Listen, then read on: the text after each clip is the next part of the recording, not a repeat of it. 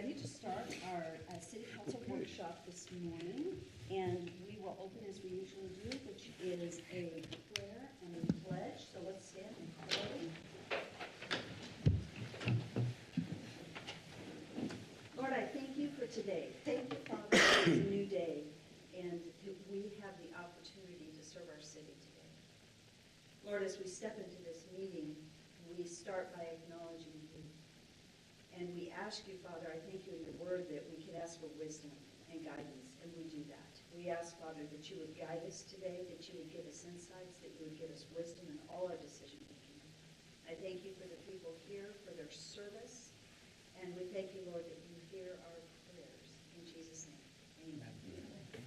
I pledge allegiance to the flag of the United States of America and to the republic for which it stands, one nation under God, indivisible, with liberty and justice for all. Okay, roll call. Rodriguez. Here. Jangula. Here. Bills. Here. Reynolds. Here. Haverfield. Here. Griffin.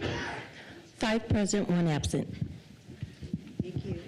So as you know, we have a lot on our agenda today, so Catherine will get started with you. Our first item is an action item. We don't always do action items at council, but this one is.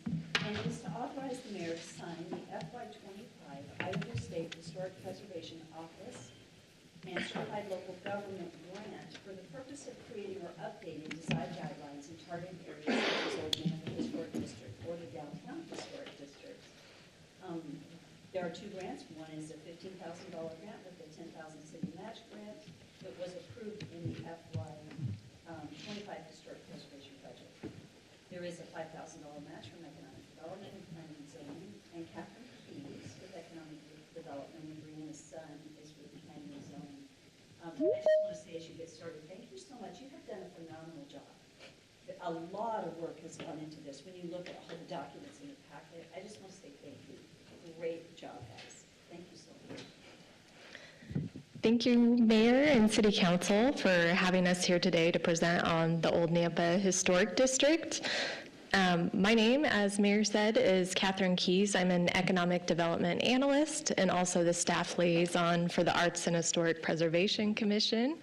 Brianna's son, who's also been working on this project as a Senior Planner for the Planning and Zoning Department. And we are excited to talk to you this morning about the Old Nampa Historic District. On this slide up above, we have some historic properties in Nampa. I know it's early, it's 7 a.m., but do any of you recognize any of the historic Nampa properties? The top left is a local landmark, the train depot in Nampa, which many of you know. The bottom left, we have the Dewey Palace Hotel that was demolished in the 1960s.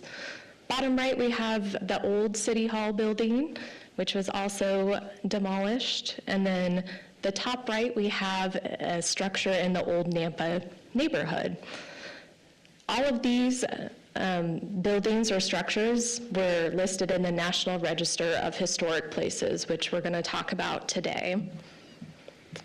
Our purpose for talking about the Old Nampa Historic District is, one, to communicate with City Council and Mayor about the Old Nampa Historic District, and also to receive some formal guidance on how City Council and Mayor wants to approach this if we want to move forward with the grant.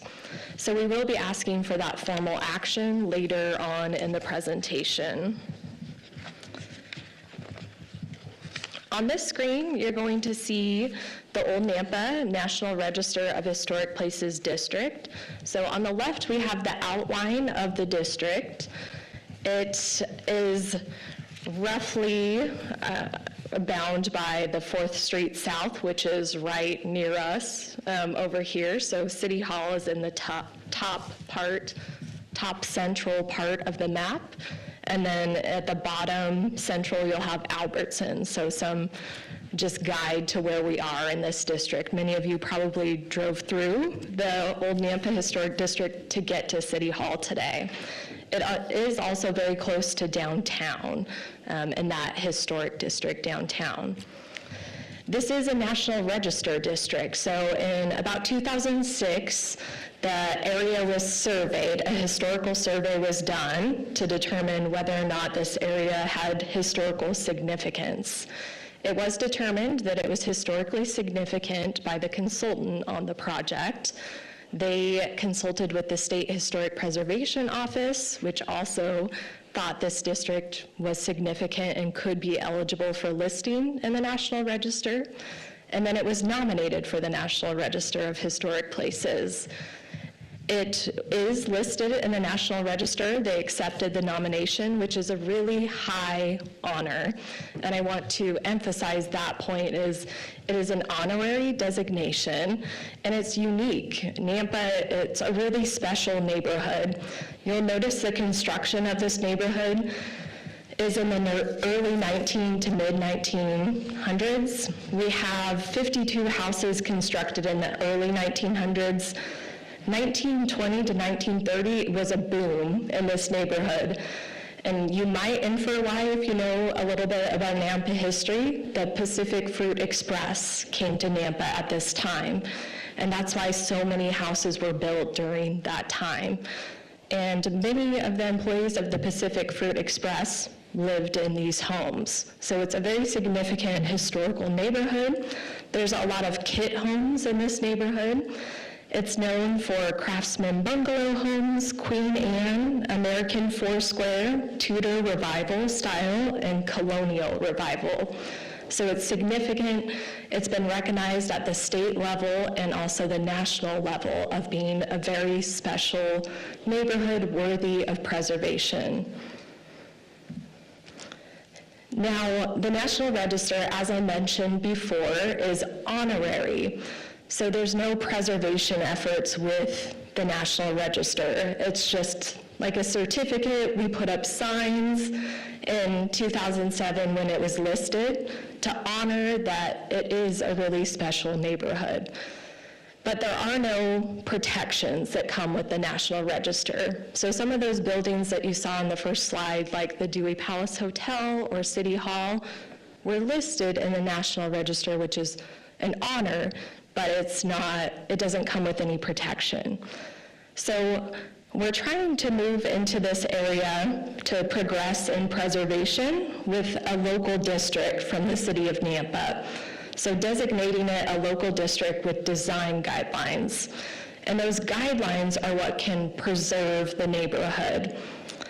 And those would be adopted by the city and city council.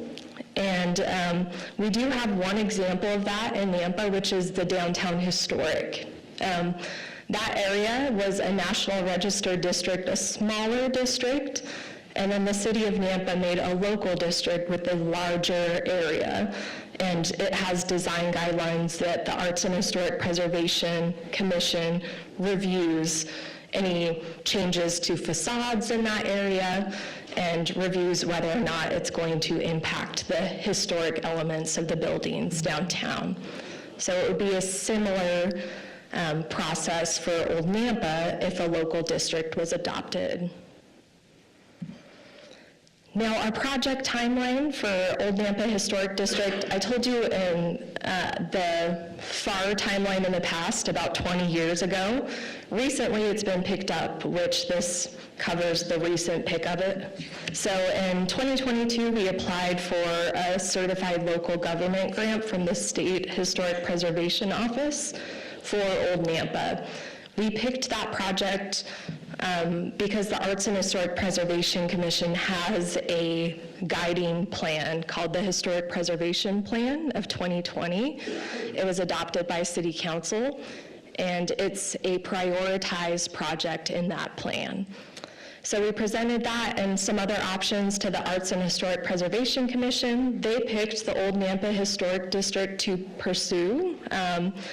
We focused on public outreach first because if the neighborhood doesn't want this, then it's going to be an issue. So we wanted to really focus on public outreach. How does the neighborhood feel about this with our first grant cycle? In 2024, we had our neighborhood meeting. It was well attended. There was a lot of enthusiasm and excitement about the potential for a local district. We have a report from a consultant that was based on a survey we put out to the neighborhood. So they were able to give feedback on what they thought about the potential of a local district. And our consultant analyzed the results, and the consultant determined that there is enough support in the neighborhood to move forward with this. We have formed an Old Nampa working group. We had our first meeting in early December, and now we're at the point now that we want to get the feedback from City Council to see if this is something that you want us to pursue. Should we continue to apply for the grant? Is this something that would be supported by City Council? This is a picture of our neighborhood meeting. It was in May of 2024, very well attended. The State Historic Preservation Office presented at this meeting. You can see the neighborhood is really engaged. They care about the neighborhood, and they want to be involved in this process. Some results from the survey. There's more in your packet, but we did ask them directly if they would support a local district with design guidelines in the survey.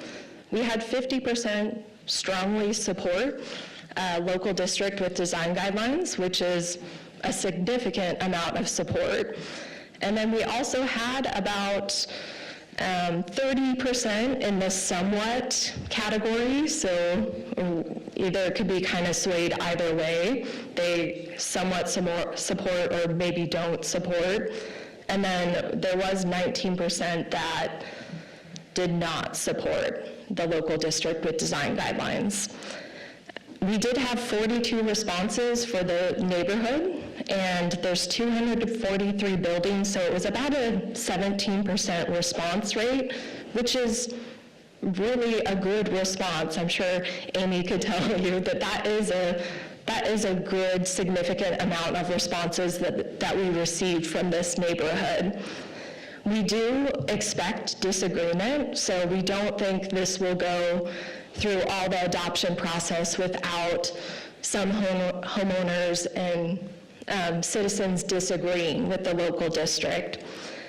And we have heard that in our meeting, our neighborhood meeting, and also in our working group. There is some disagreement. One of the large arguments is private property rights.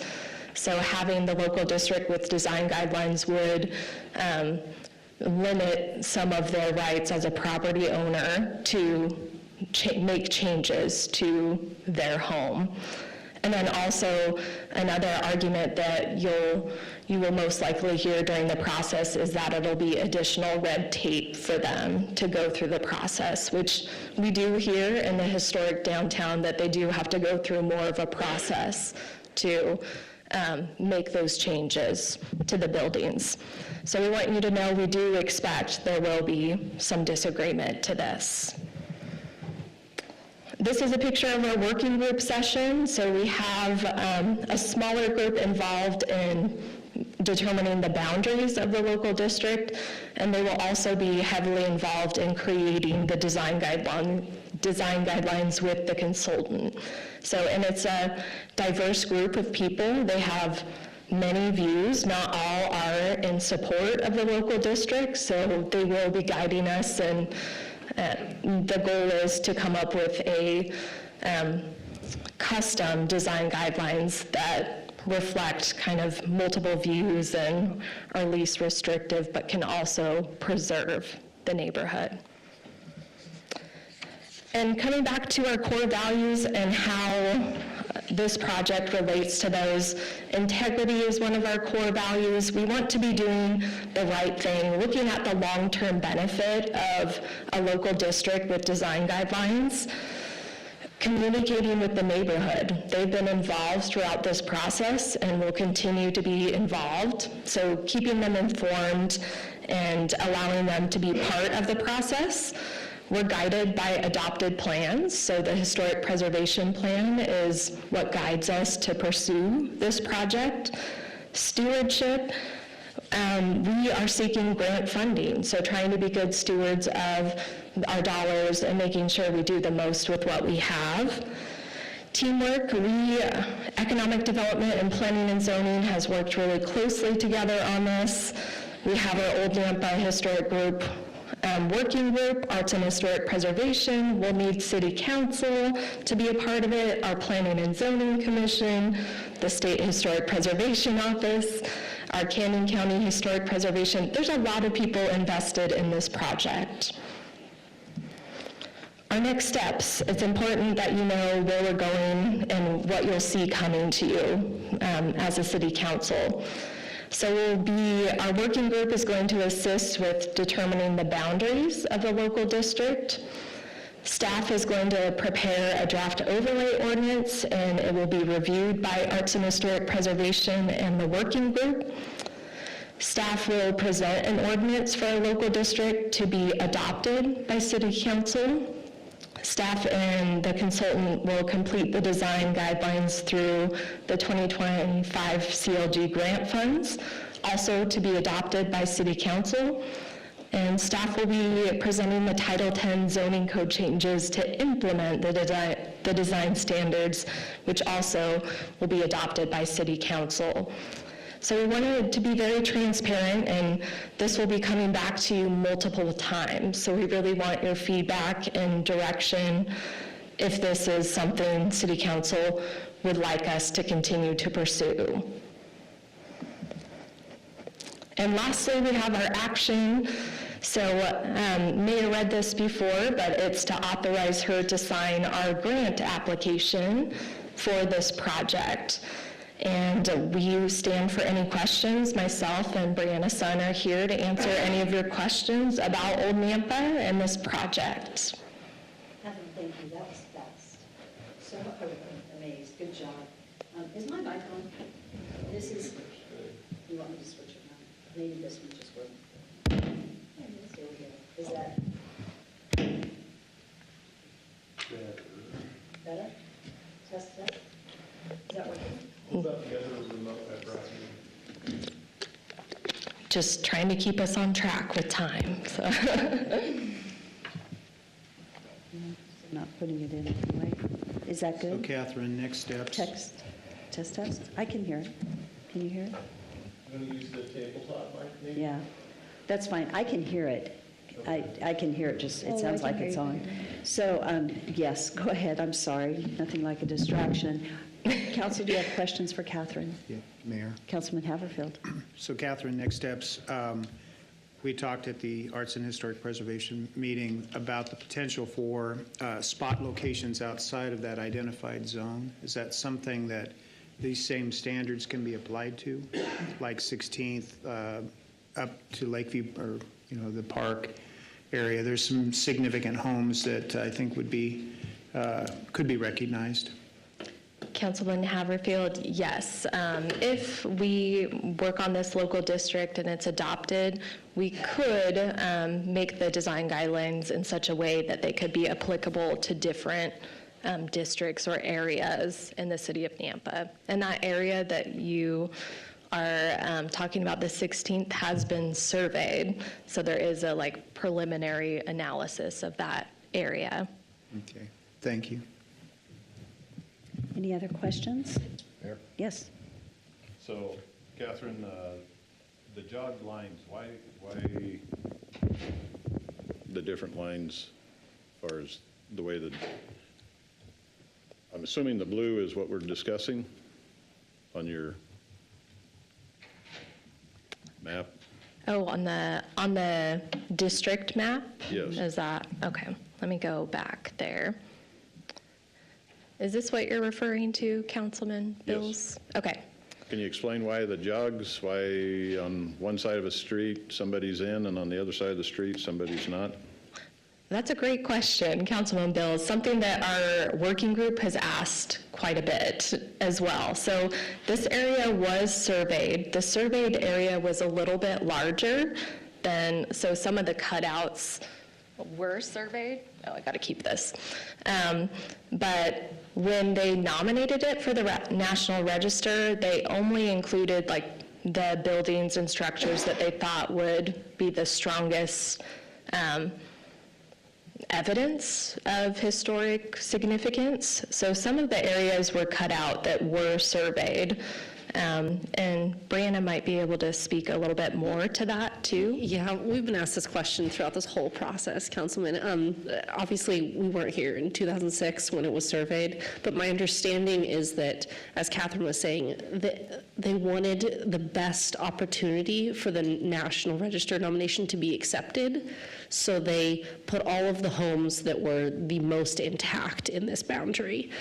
I will say, and something we've considered as staff, is that when it comes to a local district, we can decide the boundaries. So if we want it to be nice, neat, and clean, we can make it nice, neat, and clean. We can carve off those edges to where you know, when you enter the neighborhood, you know exactly where you're at because it's bound by specific streets.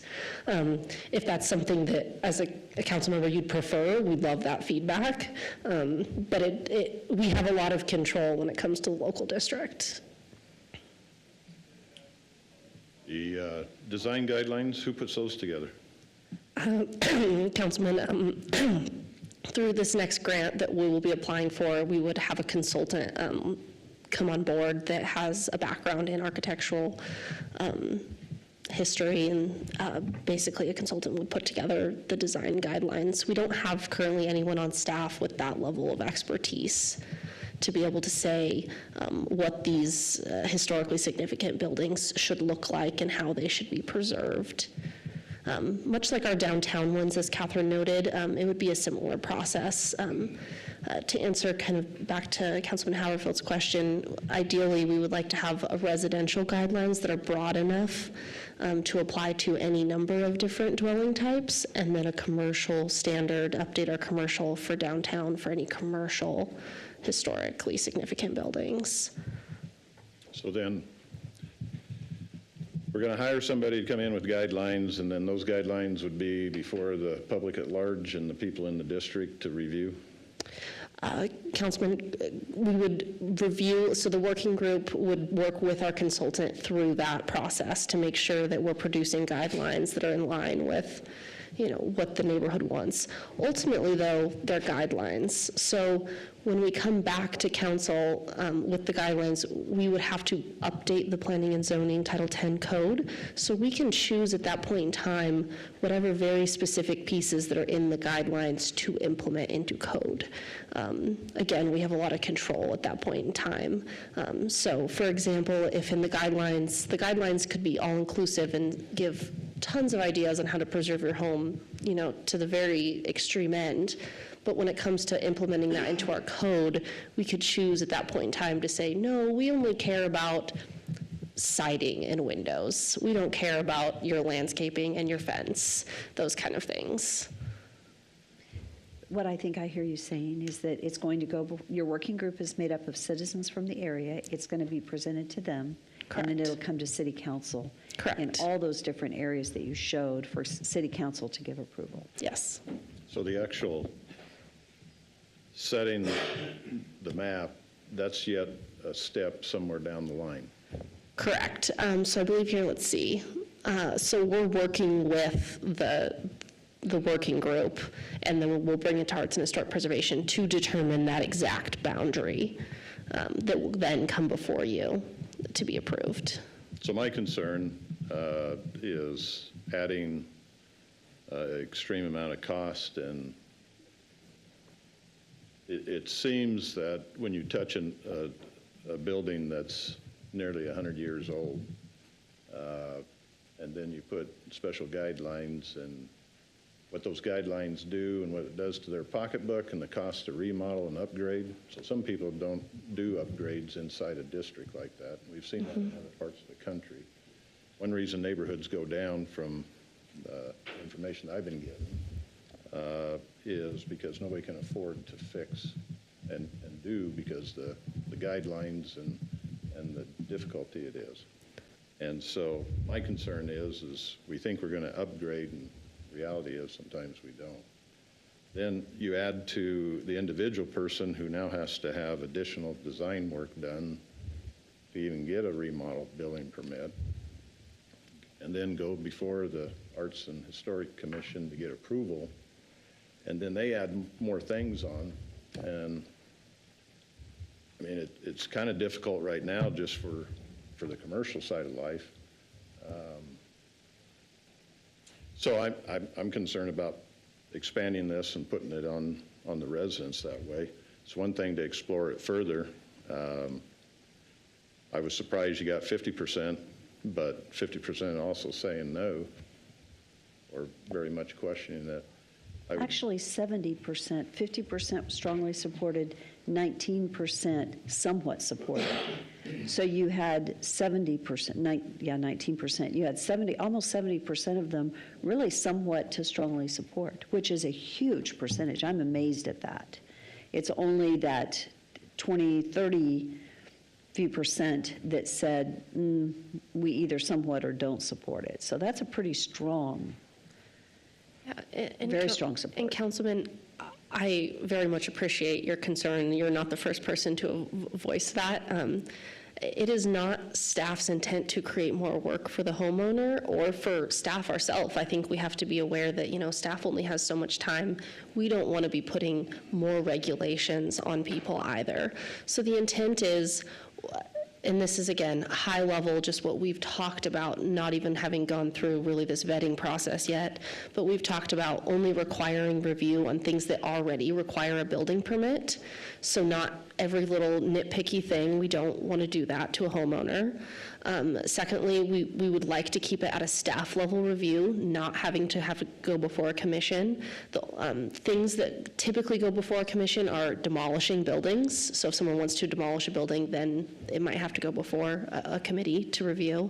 But in terms of just a building permit being pulled, we would like that to be at a staff level, much like how we do industrial design review at a staff level. And then way down the road, and in my dreams, I would love to pursue, having grant funding for these homeowners, because they are eligible for grants at a homeowner level because they're in this local district and because they're on the National Register, to help them pay for the upgrades to their home. And I would really like to see in the future the city, support something like that. Obviously, we're at the beginning stages, but I agree, I don't want to put it back on the homeowner, but I think there are ways that we can, as we move forward, to actually help the homeowners make upgrades to their property. Well, I understand, and that was the intent downtown a decade ago of using CBDG money to upgrade buildings. And then with that came the strings from the federal government, and so it was more costly to use that money than to use private money. My concern, are we going into the same pathway as where we've been 10 years ago? I mean, it's tough to say. Yeah, certainly. Okay. I don't know that we have answers quite yet. I think we need to see what the design guidelines could look like. And then, again, we have a lot of control. We can choose what we put into code at that point in time.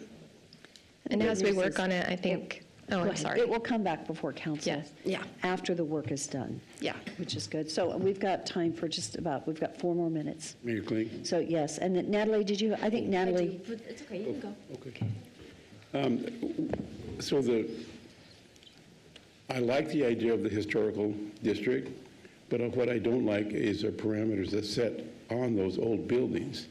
And so I agree with Councilman Bills that we should be very careful and tentative with the established homes and businesses that have been here for years. I'll give you an example of one of the situations that arose here a couple of years ago with downtown business that had remodeled. It's actually Napa Canyon County Coin. That building's been here for, I don't know how many 100 years. And he wanted to put new energy efficient windows. And he did, but it was not compliant, according to him, to the city. And of course, they worked it out. So that's what I'm concerned with, is restrictive guidelines to the historic businesses, and will it hamper the development of new buildings in downtown? And I'd like to see the result of that. Of course, it's down the road. But how does that compare with the city ordinances and the zoning plus correspond with the his historical guidelines? Are they going to match together, or are they totally separate? So, Councilman, so the guidelines will be a guiding document, and then from the guidelines, we would pull things out and put them into code to be, language of you shall do this. But the guidelines can be high level and cover a broad range of things, and then we can choose from those guidelines what we implement into code. We already do have this same process in downtown historic, in the downtown for the commercial buildings. It could look similar for the residential side, or it could not. Again, we have a lot of control, and we can choose what we put into code. Okay, one more follow-up, Mayor. So I know we wanted to put up Christmas lights. It's a small token of our city is buy lights, but we can't do that because of the historical buildings and historical guidelines. Can we fix that along this same process or not? Councilman, I'm not aware of not being able to put up Christmas lights. It could be And something we I'm only not. have like 1 minute, so I can follow up with you on okay. that. Okay, We'll I'll have say. to look at the buildings, those that are historic versus not. It just had to do with the lights. But in terms of touching the facade. residential, we would never tell someone they couldn't put Christmas Yeah. lights on their home, no. Councilman Jangula. Catherine, thank you so much for this. That 17% number, knowing how low voter turnout is out here in this area, that is highly impressive. So good job on that. My question, though, is the red tape that citizens were concerned about, the ones that were in opposition, what were their greatest concerns that they would have to leap through with that red tape? Councilwoman Jingula, similar to what Councilman Bills talked about, the red tape and having to pay more costs and more time to review any changes to their homes, I would say are the main concerns. And Councilwoman, having to come in for something to get review that they wouldn't normally have to come in for. So the idea is if you have to come in for a building permit anyways, then we can look at it at that time. But not having to come in for something that you wouldn't normally have to have a building permit for. So more time and cost potential, okay. Yes. Yeah. So just my ask, I guess, would be that the consultant knows that those are the concerns of the citizens so that we can work around that the best that we can. Yeah, Of Thanks. course. certainly. That's great. So this is an action item, and I would ask, I would like to recommend that we do authorize me to sign this to move forward. Madam Mayor, Yes. I'll make the motion. Mayor, on behalf of the arts. One second, sorry, I just have one comment. I'm not for more rules and regulations, but I am for protecting and preserving these areas, and I appreciate your work on that and your willingness to look at it open-mindedly. So thank you for your work on that. You're welcome. Councilman? Mayor, on behalf of the Arts and Historic Preservation Commission and City Council, I would make the motion to authorize you to sign this grant as been presented to us this morning. Second. It's been moved and seconded. Is there any additional discussion? Hearing none, roll call. Rodriguez, Yes. Jangula, Yes. Bills, No? Reynolds, Yes. Haverfield. Yes. Motion carries. Thank you. Great job. Yeah, thank you for your guys. guidance. Thank you. Our next item is a discussion item, and this is the AI security, and our CIO, Butch Shireman, is here to lead us through this.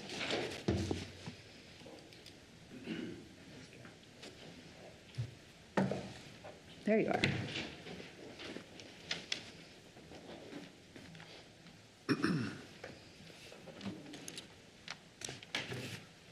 Good morning.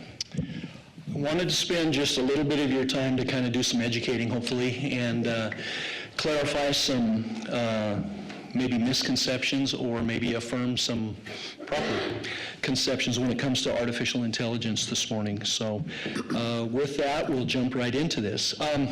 The first thing I want to do is just spend a couple of minutes talking about what artificial intelligence is. Folks, it's a new term that's been introduced that's been around for decades. The world is focused on terminology and the next buzzword that comes up, right? AI is the next buzzword that's come up. Artificial intelligence started years ago. I'll give you a great example that people don't consider. Artificial intelligence is a calculator. calculator does something that you normally did in your head. It was able to do it more quickly and more efficiently, and that's just one of those things. As this stuff progresses, we have computer programs, right? You plug in the software, it does a lot of the calculations for you. That's artificial intelligence. It all starts with someone came up with it back hundreds, thousands of years ago. They thought of something, they did some experimentation, said, oh, hey, this results in this, and we have intelligence, and we can expect outcomes and things like that. So that's really what artificial intelligence is. Today, as it's applied, the terminology is applied, it's trying to make things we use smarter. There's some good applications for it, and just like that, there are also some bad applications for it. And we need to be cautious and we need to be careful about it. One of the things that it really adds to is if we use it properly, we can make our employees more efficient. We can reduce the number of future FTEs that we need. We don't have to grow proportionally with the size of the city necessarily. We can do more work with the same amount of people, and that's really one of the things that we want to look at as we want to be fiscally responsible. So as we go forward here, there's different types of AI that I want to call out just to kind of give you an idea. This is not an exhaustive list, but this is some of the main ones. So we talk about narrow or weak AI. Those are focused areas. So you think about Siri, Alexa. They've got a certain responsibility area that they'll provide you with a service for. Machine learning, this is one of the big ones. In my former job, one of the things that AI brought to the table was I can make my machine more efficient. I can only get 24 hours a day out of a machine. I can't increase the number of hours. But if I can increase the productivity of that machine, I can get more out in the same amount of time because we eliminate the inefficiencies. And that's one of the things that AI brings. There's deep learning. These are things such as speech recognition. And interestingly enough, this really applies to the American language. Most foreign languages are very, very simple. There's one way you say things. In the United States, depending on where you are, I can say something here that means something totally different from down south. Or they'll have a slang term that they use down south, and I'm going, what? That's English? And that makes it very difficult for machines because they have to figure out what those things are, what's the context of when they were spoken, and what they really, truly mean. And so that's some of the difficulties of that. Deep learning. These are things like advanced images and things that you look at, autonomous vehicles. Some of you may have opinions about that. I know I do, and I'd rather have a human being running that steering wheel. But those are some things that come to the table with that. Natural language processing, again, those complexities that focus in on things like chatbots and things like that. I don't know if you guys have experienced this yet, but I had a situation where I called in for some help from the bank, and I was having a conversation with what I thought was a human being. Literally with a human being. At the end of that conversation, I asked a specific question. They said, well, let me get you in touch with a human who can help you with that. I'm like, I thought I was talking with a human. So that's the advancements of some of the things that they're doing. Computer vision, again, medical imaging is starting to leverage this quite a bit. You can look at x-rays and they can pick up on things that the human eye may not pick up on, or patterns or things like that will help them with diagnosis. Robotics, obviously, we've seen robotics in action for a long time.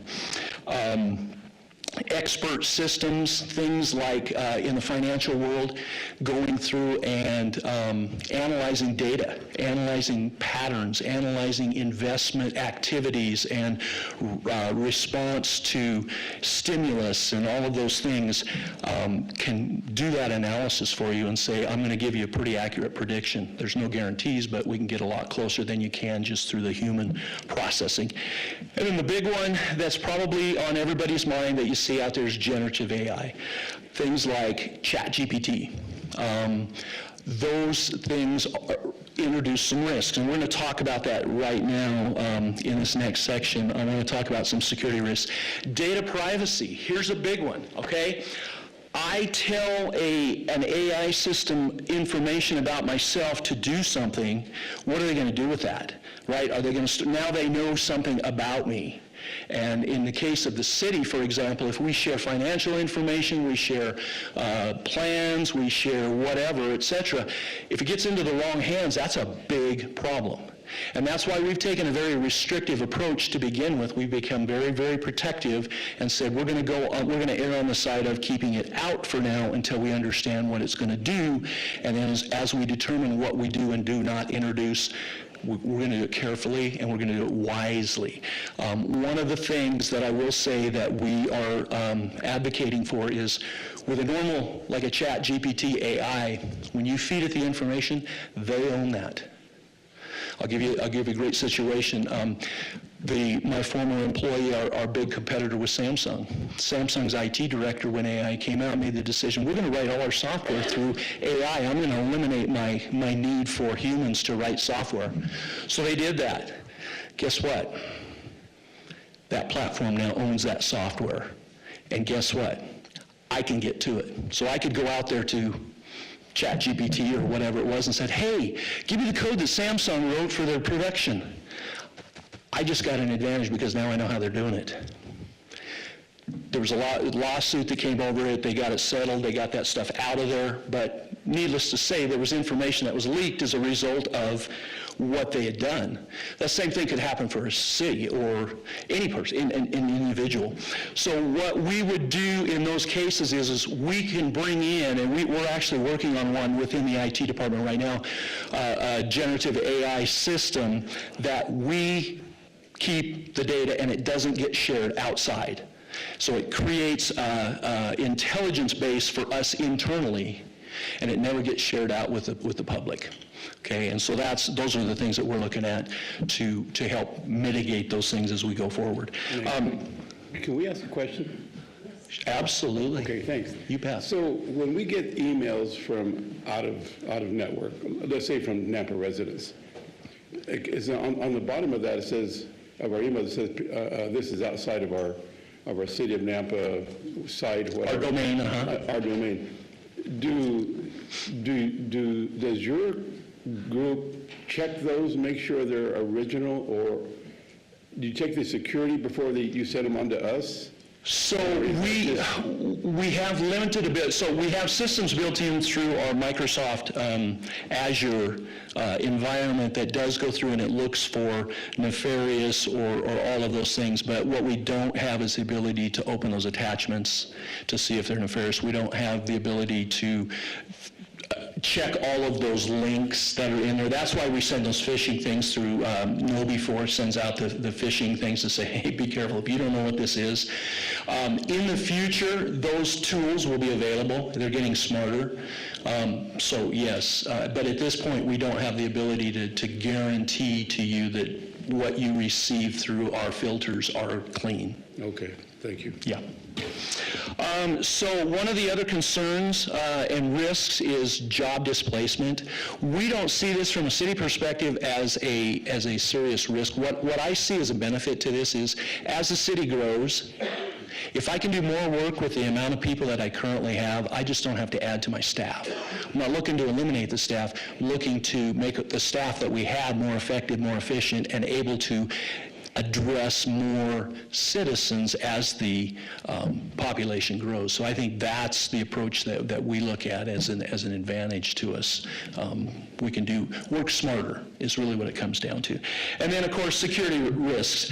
When you introduce AI for good, the nefarious individuals go, all right, let's see what we can do with that, and it's very unfortunate. And it's a cat and mouse game.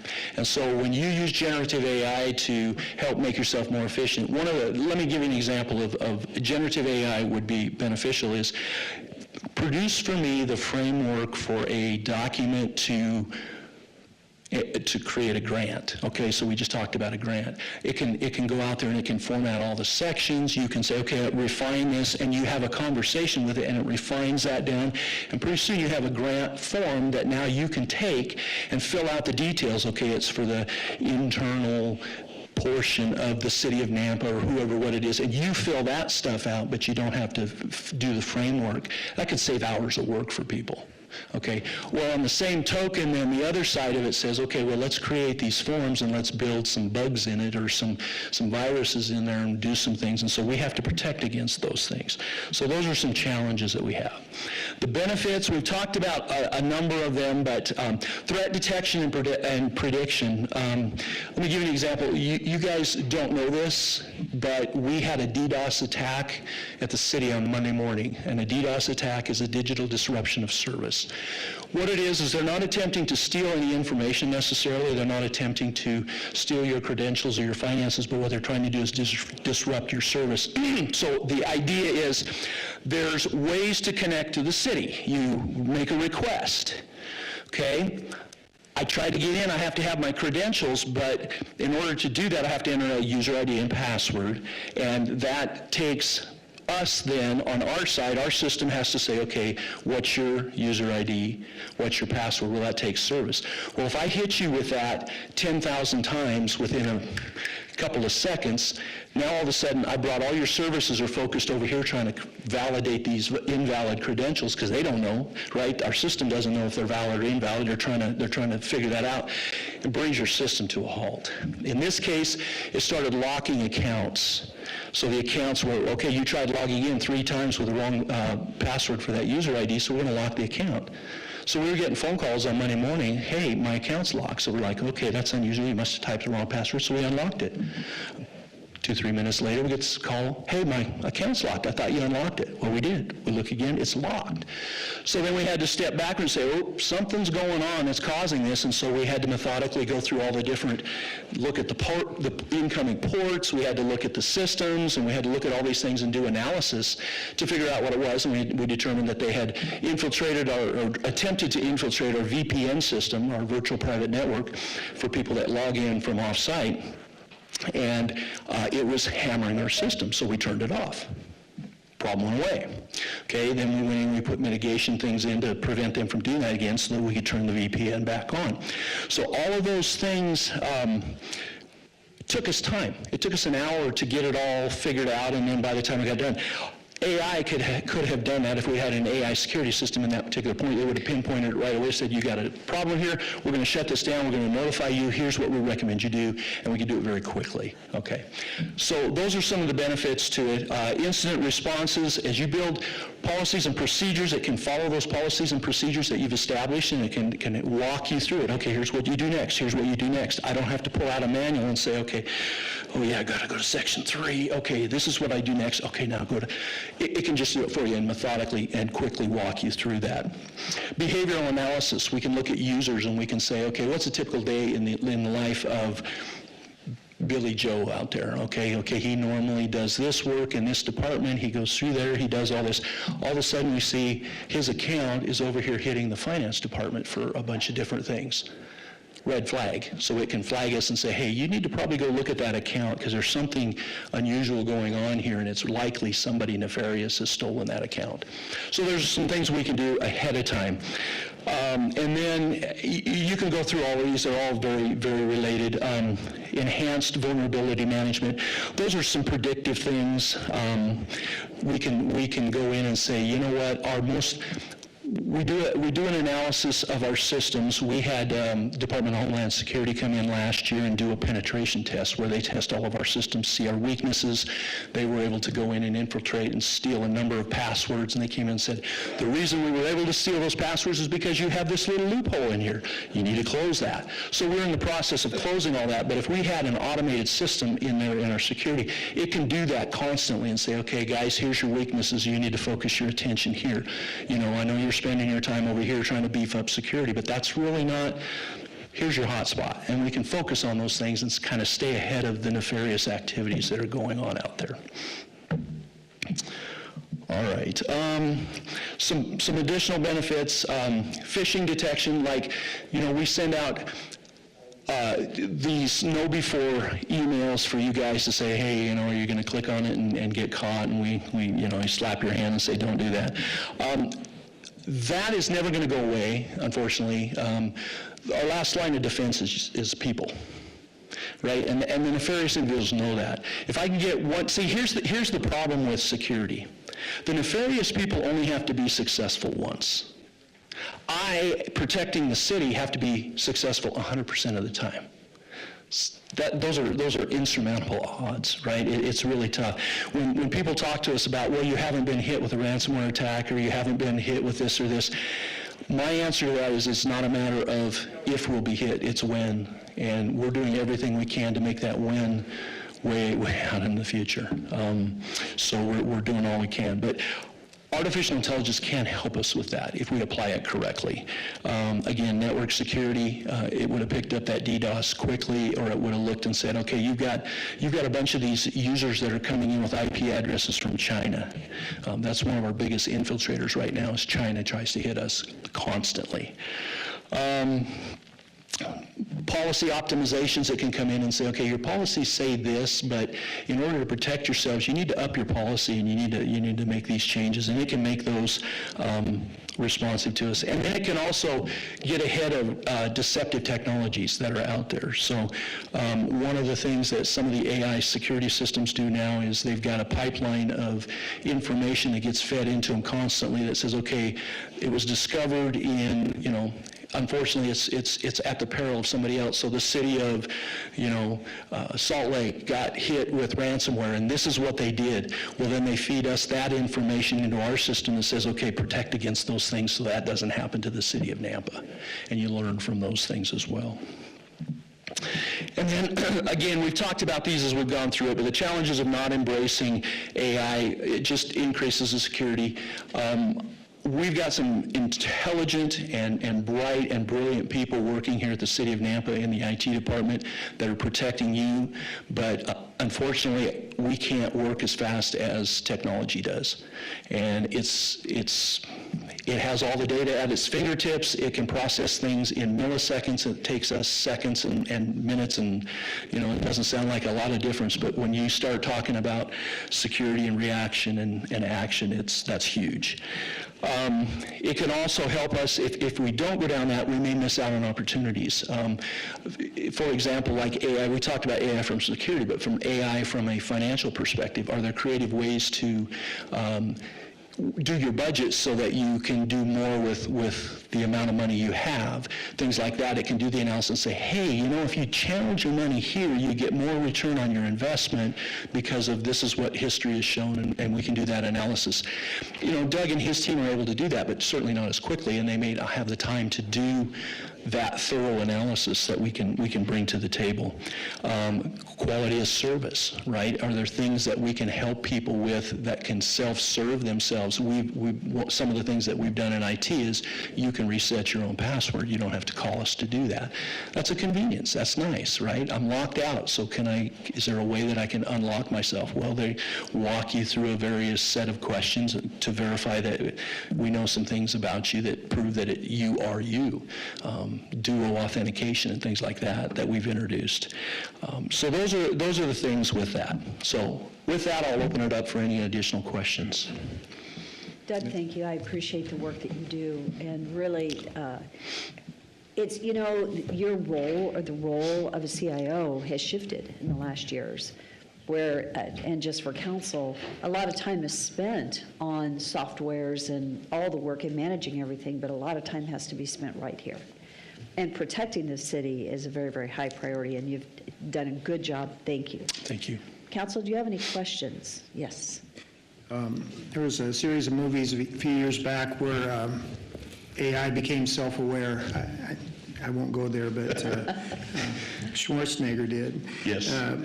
My question is more on the lines of, as we move into the future and looking at intelligence like this, the availability of it, the security that you need to provide to make sure that it isn't breaching firewalls, but looking at like law enforcement as we could integrate, well, even as mentioned yesterday at that luncheon, time is life, as far as getting to someone that's in need, so dispatch is very important. The quickness of getting someone there, having the equipment available, but the integrated command center, the ability to put together a series of actions quickly for dispatch. Is that something you're working with law enforcement, our law enforcement to help? Those are absolutely technologies that are being looked at. From a security perspective, from IT, excuse me, the challenge is making sure that wrong information doesn't get fed into those systems. So for example, when I'm trying to locate a person, I have the right address. Somebody didn't put an address that sends me to the wrong side of town and things like that. So we have to guard against those And I've things. seen that happen even in front of my office where a fire truck's going one way or the policeman's going the other way, and the ambulance comes to, I mean, so it, again, dispatch is so important just from that critical time standpoint of getting people to a location to provide. Absolutely, Okay. yes. So again, that's where we start looking at our budgets and how, if we can integrate some of these things and the costs associated with it, what's the trade-off? You know, boots on the street, you know, for patrol are very important. So, but maybe the dispatch side, there can be, like you say, the ability to train someone in a way that they can help shorten that time frame down. Exactly. Thank you for that, Councilman Haverfield. And additionally, I'll give you one great example of where we can really benefit. I know one of the high priorities that the citizens have identified is getting us in and through the city of Nampa more efficiently. Traffic lights, traffic flow. The AI systems can do analysis in milliseconds regarding, okay, there's this much traffic, it's this time of day, it's this what we predictive, hey, we know that at 5 o'clock, these intersections are going to get really heavy, and especially east-west versus north-south, and it can adjust the lights accordingly to help get people through more efficiently. That humans can do, but not that quickly, right? It takes you months and years to do that analysis, say, oh, hey, now we figured this out, where an AI system could do it in a matter of a day. And can you target a certain car, like the mayor's car or my wife's car, make sure they get through quickly? There you go. So we have 1 minute, sorry. Yeah, I will be really quick. I just want to say, jumping into the future is sometimes scary. You know, when my grandpa passed away, we went through his old Reader's Digest, and it said on the front cover, why cell phones will never take off. So it's, and here we are. So this can be scary, but I work in finance, so what you're saying is so key. I use AI every day, and it maximizes so much of my day. It tells me what percent meetings are talked, what's being discussed in meetings and percents. It makes everything so efficient, and it makes it so that I don't have to double myself or triple myself, and I can maximize my time. So it's very exciting to know that we have something like this moving forward to help staff maximize their time and their expertise, and it's just an added tool. Yeah. And I appreciate everything you brought forward. Thank you. Thank you. Great job. Appreciate it. Thank you. you so much. Council, if you have any questions, further questions, Butch is available to answer them. Please reach out to him if you have any other questions. Thank you. Okay, we're going to get ready to move right into our next section. And so this is the fire section. I would invite our fire commissioners to come join us at the table. We have some name tags here for you. So fire commissioners are welcome to come up and have a seat. And Chief Carpenter is here and ready to go.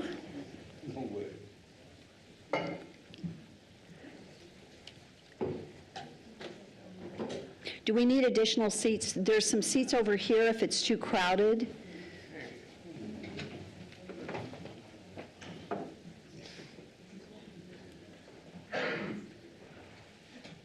What?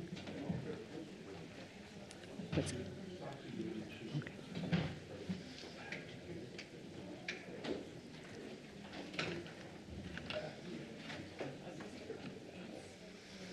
So I'd like to say welcome to our fire commissioners. Thank you so much for being here today.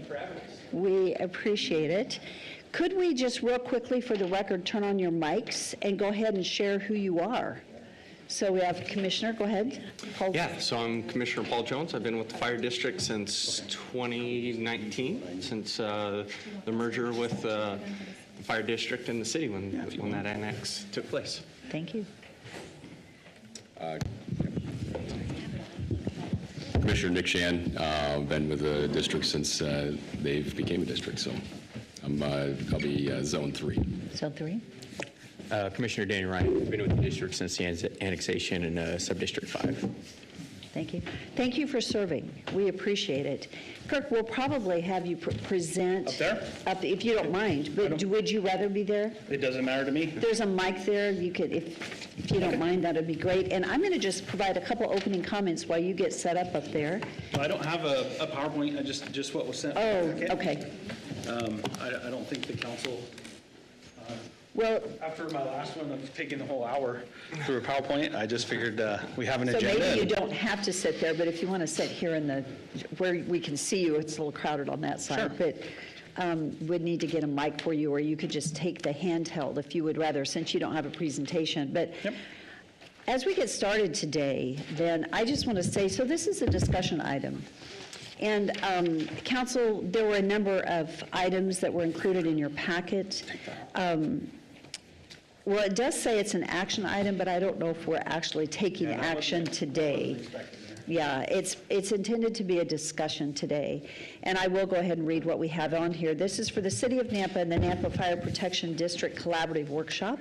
And we're talking about, Kirk's going to give us, or Chief Carpenter, I'm going to always do that, impact fee update from the Nampa Fire District for both the city and the county. We're going to go over the next steps and needed items. We're going to talk about the Station 5 land lease with the Nampa Airport, Station 2 Skyview Park record of survey and deeds, and then we're going to talk, and this is where the bulk of our time, I think, Kirk, we'll let you just go through these top items very quickly, and then the bulk of our time is going to be on the Nampa Fire Administration facility needs.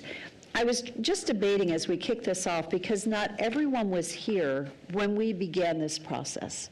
And I believe it officially was at 2021, when in 2020 was when we were doing it, but then in 2021 was the January 1 date. Was that correct? I believe it was. The annexation occurred in 20. And so we just completed the third year of the actual district and operating as a district, okay. So I was just pondering how to start today, so I wrote my thoughts this morning, so I'm just going to read them. And just to say that when we entered into serious discussions with the Nampa Fire District, and this taking place back in 2020, we began the process of identifying the numerous items that needed to be addressed. And we did so with the mutual intent to make decisions based on the best interest of our citizens. Recognizing the City of Nampa had limited financial resources, transitioning the Nampa Fire Department to the Nampa Fire District, it allowed us to address the serious funding shortfalls. It allowed you guys to address the serious financial shortfalls as an independent agency. I think we all have been impacted by House Bill 389 and what it has done both to our budget and subsequently to your budget. I'll keep reading what I wrote. So listening recently to the LA fire incident news, with the serious funding cuts that they had, $17 million to that fire department, there was an impact that was quite unfortunate for thousands of citizens. Chief Carpenter, I just want to say thank you for your leadership in assisting and pulling that effort together to where we sent over 100 firefighters from Idaho to go support those fire suppression efforts. We appreciate it. Today, I have no question that our decision was the right decision for the City of Nampa when we made the decision to separate and establish the fire district. Just for the public, the fire district is governed by commissioners that are elected by our citizenry. And I just want to say your efforts to save lives and protect our citizens is greatly appreciated. So today, we're here to discuss a couple of outstanding issues that need to be wrapped up. Needless to say, the process that we went through back in 2020, that list of items was massive. I think you remember it well, Chief Carpenter. There was a lot to go through. There were a couple items we didn't get done. And one of the things that we're talking about and why we're here today, and I think the one thing that we might all agree on is we want to get it done. We want to move on and wrap up just the lingering couple of items that needed to be closed, and several of those are done. My hope is that today we approach our discussions with the same spirit that we did when we worked through this process a few years ago. Personal biases are left at the door. Our intent, as I prayed this morning, is to make wise decisions. that are in the best interest of our Nampa citizens. So with that, Kirk, let's start, and I'm sorry, I shift from Kirk to Chief Carpenter and every once in a while Captain. Let's, And I'll answer to sorry. You're fine, there's no fault. I know in the order of your agenda items, let's just go through, and it's all in our packet, but I think it would be good just to go through that list of the things that you've gotten done. Sure. And kind of where we are with those, and then we'll pick up from there. Thank you, Mayor. Thank you, Council. First, I do want to thank you. I know, just in general, each of you are very busy, and so to take times like this to have workshops and discuss items such as this is critically important, and at the same time acknowledge that you have many other things you could be doing. So I put high value on the time that you take to commit to this community. As the mayor was saying, my hope is that the 4 items that we have on the agenda that I sent in, 3 of them are really completed, and I'm hoping to just update those 3 items for you and then move on to the one that will generate the most conversation, which is the administrative building. But to start, just to reaffirm that the fire district, and when we were with the city or even today, we've always cherished the relationship we have with our partners, and that's all divisions. And it really, as I would echo what you said, it really came into light just in the last week alone. We send over the 100 firefighters, 30 apparatus down to California. Super proud moment. That's never occurred before in the state of Idaho, and Nampa participated in that. And as we're watching the TV and seeing the horror that's going on down there, the mayor obviously is thinking through, are we ready for something like that? And I think it was like 9:30 at night, the mayor texted Jeff Barnes and I and said, would our water system be able to handle something of this magnitude in our area? And it is through decades of relationships and collaboration that Jeff, within minutes, said, Mayor, we're good. And then I was able to echo, I've been here almost 30 years, and there's never been a time when I've been on a fire or when we've needed water that water wasn't available. Yes, we have hydrants out every once in a while, but what I was able to assure the mayor and Jeff was able to assure, and I think give you some peace at least that evening, was we are ready. We have everything in place and systems and communication in place that if more water was needed, I know that all I have to do is call Jeff and say, hey, can you pump up the pump on this side of town? We need more water, and it comes. And then beyond that, just knowing that the next day Jeff contacts me and says, hey, we're going to do a workshop. We're going to not only prove to the mayor, so that when she's asked this question, because it's on the news, that she has the data to provide and the history of us doing that. And those are, and even just as to yesterday, where we're working collaboratively with PD to institute a CPR and AED program that'll save lives in this community. And those things don't happen across the country normally. Those things often take years to put in place, where we're really in months, we're instituting a program that's going to change lives in the city of Nampa. And so we are thankful, and we appreciate the partnership we have. And I also have to acknowledge that each one of us, whether it's in our personal lives or business lives, we have uncertainty and anxiousness. And just for us as a district right now, there is some anxiousness because it is our job to make sure that going into the future, we're in a place of safety and security. But I also acknowledge it's in those times where I'm anxious or I have fear that I have the opportunity to grow. And so, and if I'm going to be in those spots, I would like to be in those places with people that I know and trust. And so today, really, I think myself and the commissioners know we're not coming here an us versus them, the city versus the district. This is a we. This is something that we can continue to collaborate on and trust each other.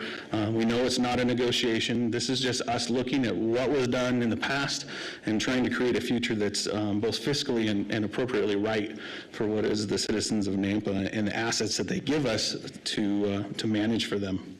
So just starting real quickly, the first one on the agenda is the development impact fees. And the only reason this is really tied to the annexation is because when we annexed, it took the city's fire department and placed them within the district. And then there's some language in each one of the intergovernmental agreements, both at the county and the city, that state the city fire department.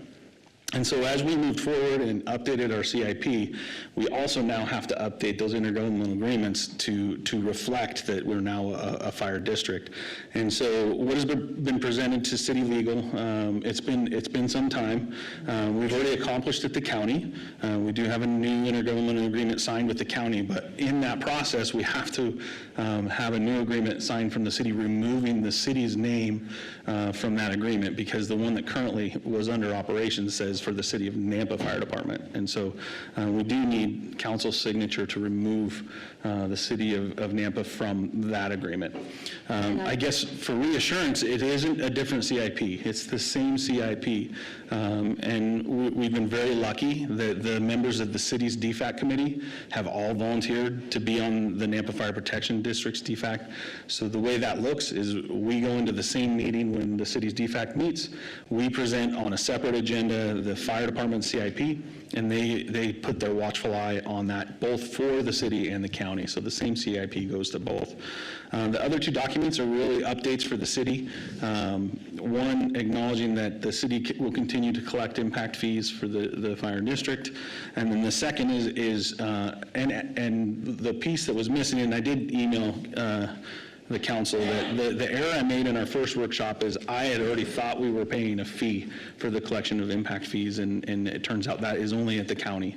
Until we update the intergovernmental agreement with the city, it's still representative as if we're a division of the city, and so there was no fee that's being paid currently when the clerk's office collects those building permits. And so that is a piece that needs to be corrected and updated, and it does take council's consideration and approval of those intergovernmental agreements. The resolutions, we went ahead and tried to get everything done that we could in preparation for you. So resolutions and intergovernmental agreements have been through city legal, along with the fire district's legal, and at this point I know that there's been some changes for the city, but it's awaiting council's review and approval for all the updates needed. One key piece of that is there's numerous, as we updated at the county, there were 9 other fire districts that are also updating. And the county commissioners really wanted to do those all in one initiative and one meeting, so they're really waiting on Nampa Fire District to move forward with the update of all CIPs of the 10 different fire districts in the county at the county level. And so not that it's pressure, but we are waiting on the council to approve the removal of their name at the county to move forward there. And then our new CIP, which was completed early 2024, is awaiting to be updated. It's a more robust and detailed CIP. Our contractors would witness a reduction in our impact fee in residential and multifamily, and an increase in manufacturing and industrial. We also saw the way that the CIP was done this time was much different and much more technical, and it was based upon use of our service. And so what we saw was a huge reduction in like storage facilities, because we don't go there as much as we would go to Walmart or a Costco. So there are many areas that were reduced, and really the only one that was increased was manufacturing and stores. So that's the development impact fee update.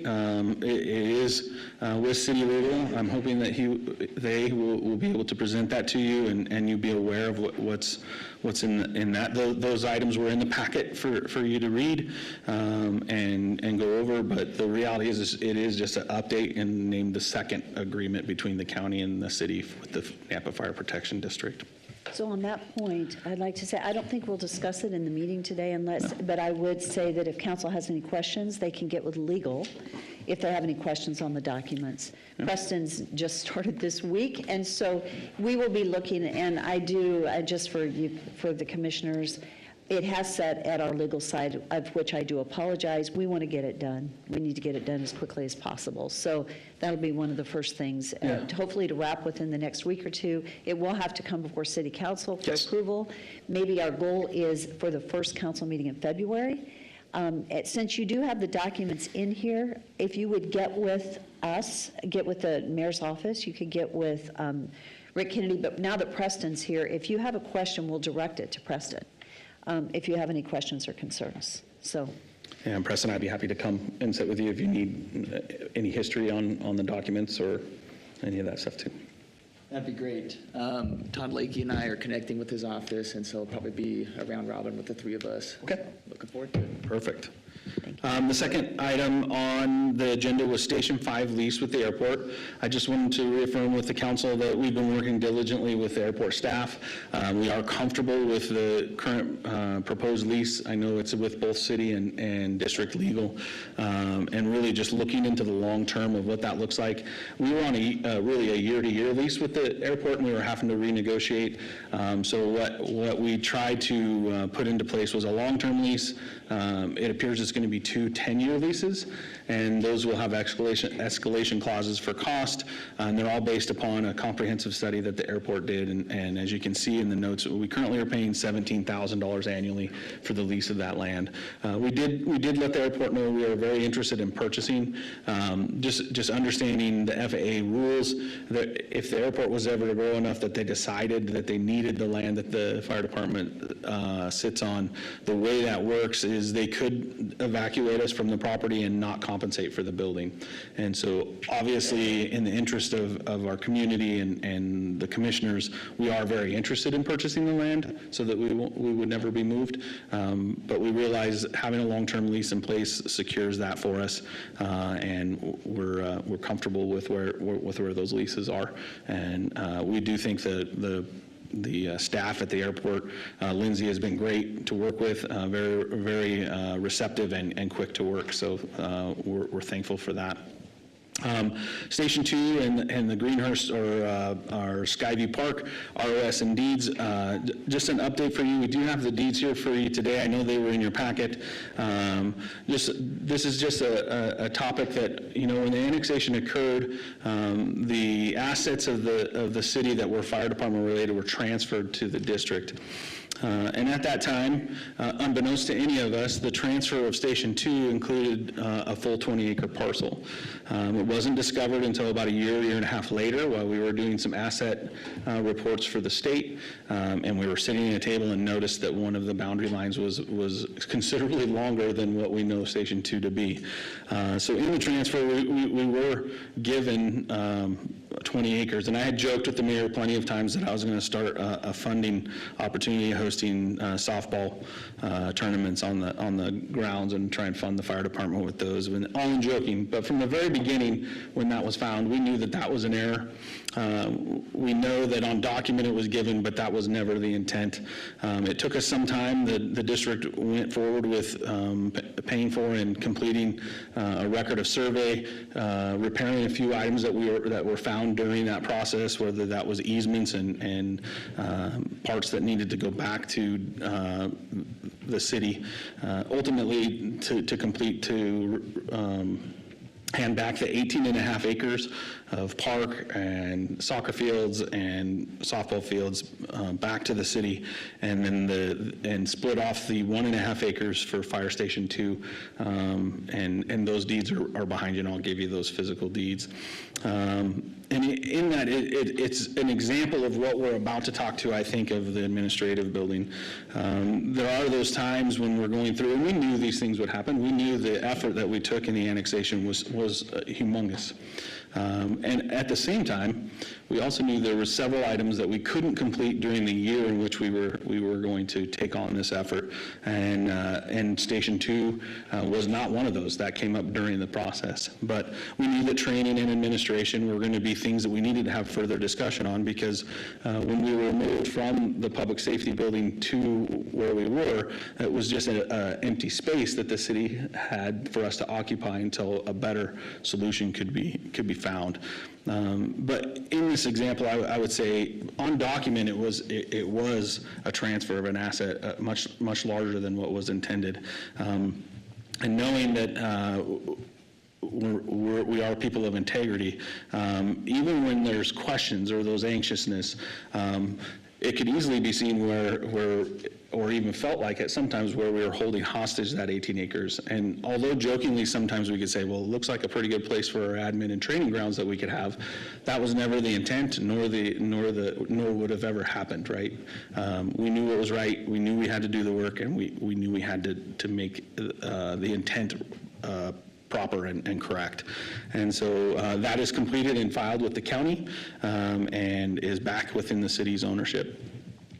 So lastly, we have the Nampa Fire Administrative Building, and honestly, this is, I know, involves so many facets, because there's a motion, there's all the things that we were even dealing with at the time of annexation. And ultimately, I think it comes down to, and I know some of it is my personal bias, and in that I spoke earlier, I am always open to listen and learn and grow from other people's perspectives, but ultimately, we were moved from the public safety building that was built for public safety. And as a result of police growth, when we were a city division, we were asked to move, and we did. We understood, and we actually knew that it was an appropriate move.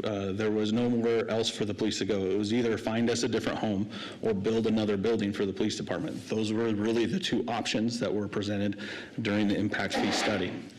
And during the study, it was confirmed that if this was to occur, we could look at using police impact fees in the future to find a new occupancy for fire. In the moment and at the time, that was not going to occur. We were moved to 9 12th Street South, and it has worked and does work or has worked. We have outgrown that space since, just due to the growth of the fire department, as we added an HR department and a finance department, and those items that we had to take on ourselves because those resources were no longer being provided from the city. So we have filled that office space, and we do have portions of our leadership team in stations currently. But ultimately, the fire district has to plan for the future, and we're at a spot now where this is probably the highest priority in just concreting. As you're watching the leadership team of the Nampa, the majority of them have a year or two left in their tenure, and this is the final piece of the annexation that we believe could be completed before all of us leave and leave it to the next leaders of the organization. So we do appreciate the conversation. We feel like really, I guess I'm speaking for commissioners, and I don't like doing that, but ultimately there's a few options. We do know that there is no written agreement. We have a couple of emails that speak of the action because we were a department of the city at the time of the move. So as we stated in the email, I understand there isn't a written agreement on this. Ultimately, council could decide that this is not the best investment of the city's funds to give us the building we're in, or look at adding to the police's impact fees.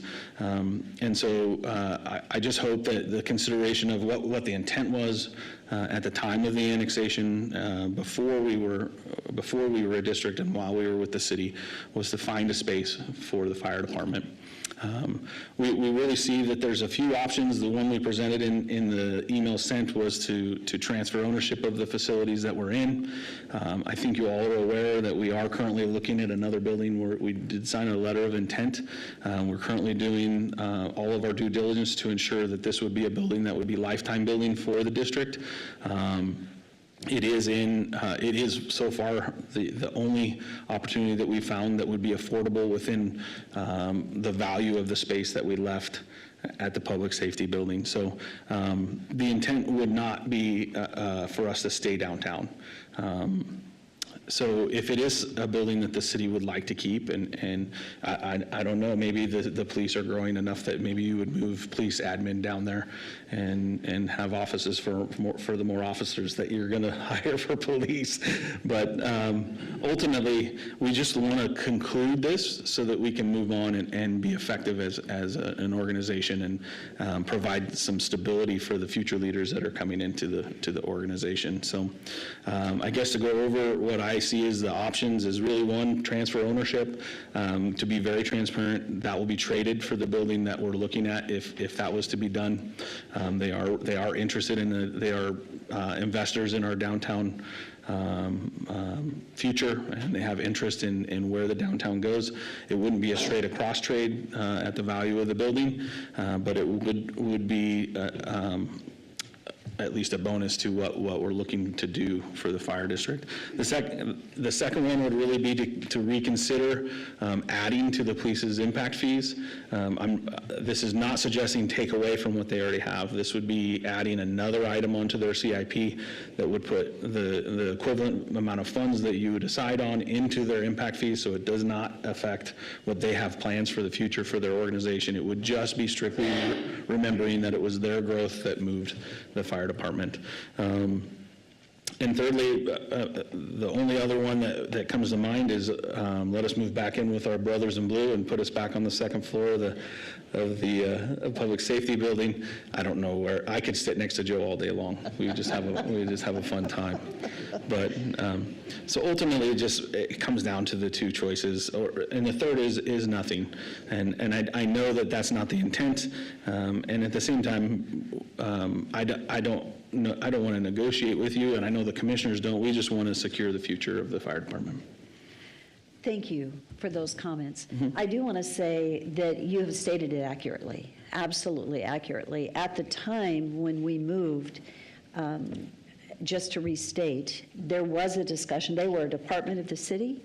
We moved them into the space that we had at the time, and Westcott was working with us on impact fees and did suggest, and we discussed using impact fees because the reason we moved fire out was for growth purposes, so she did validate that. Today, I just want to say we're really not here to discuss the basis. We know, and you shared it with us back in August, the intent of that building was public safety. At the time when it was built, it was police and fire. You know, our core values are integrity, stewardship, and teamwork. And I think about that as I listened to them again this morning. That's how we need to approach this decision, with integrity. I know that council would like an opportunity to speak. I'm going to be a little bit bold here and make a recommendation. I've had a lot of discussions, and one of the things that I have heard, both internally and mostly internally, is that I don't know if we're ready to get rid of the building. And the reason for that is that we've got some space issues within the city. Long-term, I would like to see that building back downtown with businesses and on the tax rolls. But right now, we still have some flex space challenges. And so I'm thinking that we maybe need to retain the building. The question is then, and I will say, candidly, we need to do the right thing here.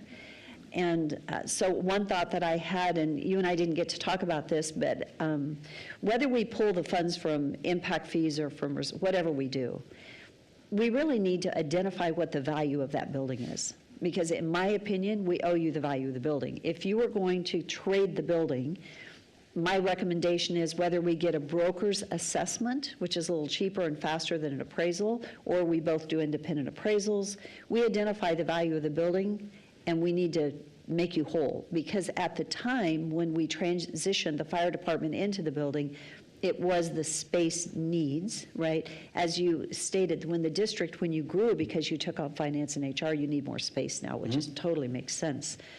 But at the time that's the space that we moved into. Yeah. And so I guess my recommendation to council is that we need to make the fire district whole. We do have a responsibility to provide the admin space, no different than working out of a fire station. With the engines, when we transferred the assets, I have no question from an integrity standpoint what we communicated early on when we moved them out, and what we have a responsibility to do today is to ensure that the district is whole as we move forward.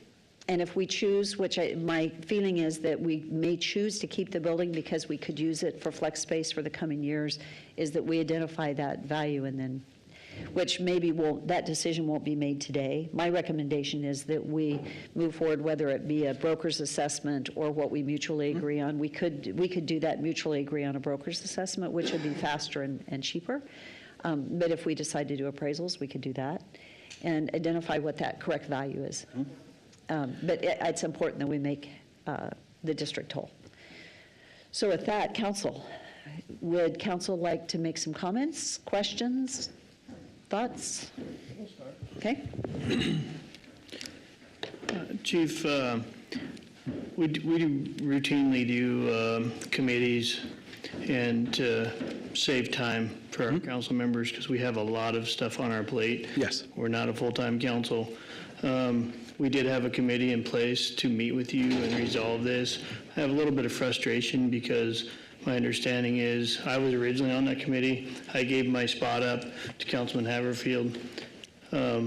My understanding is that you weren't willing to meet with this committee. And it gives me a little frustration because I'm trying to get past this and get down the road. I feel like we could have been 10 steps down the road already and had a resolution to this because we have some like-mindedness about wanting to resolve this. Sure. I think all of us want it resolved, but I feel like that would have went a long ways toward getting us to a better resolution faster. So communication is key. Yes. So, I don't have a desire to give the building away downtown. Like I said before, the value at the square footage around 3,000 square feet was $800K, and I figured, let's figure out a way to get you that. Sure. And, you know, what the mayor suggested with appraising the building that you're in, I would go with that as well, if we could figure that out, so. Yeah, and Councilman Reynolds, I guess, just to respond, I have no issue meeting. The reason I felt like it would be better in a workshop, it would be the whole council, whole commission opportunity to discuss. Probably mainly because it would have felt more like a negotiation. I don't disagree. I agree that council gets to decide. I just think in more of a public forum, just stating that I hope consideration is given into, we can say that the fire department was within a certain space of that building, but consideration to bathrooms and community rooms and parking spaces are important to me too. And I didn't know that a private meeting with myself and some council members would truly reflect what the commissioners were wanting and desiring. I would agree I can't say probably, I would agree communication is key, and it would have narrowed the scope of what we were discussing, and those things could have happened in this workshop today. Thank you. Yes. Can you give us the date when, what I don't understand is, if I'm surmising, because I'm trying to piece together different documents and different information, so if I understand from what's just transpired, that the fire department, Nampa Fire Department, moved into the downtown building prior to the fire department leaving the city of Nampa and setting up with the fire district. Is that correct? Correct. So do we have a date when the fire department officially became fire district and left the city of Nampa? Yes. So this being our third year, the actual date was November of 2020 that the council and commission voted to follow through with the annexation. What was the date of the actual annexation? January 1 of 21 is when taxes began getting collected as a fire district. So from the standpoint of discussion on the building itself, then the valuation that should be discussed is based on the value of the building at 2021, January 1, 2021. What was the value of that building? Oh, I couldn't answer that for you, Councilman Bills. For the dollar amount, Yeah. I'm just communicating if there's concurrence. The value isn't what the value is in 24. The value is when the transfer took place.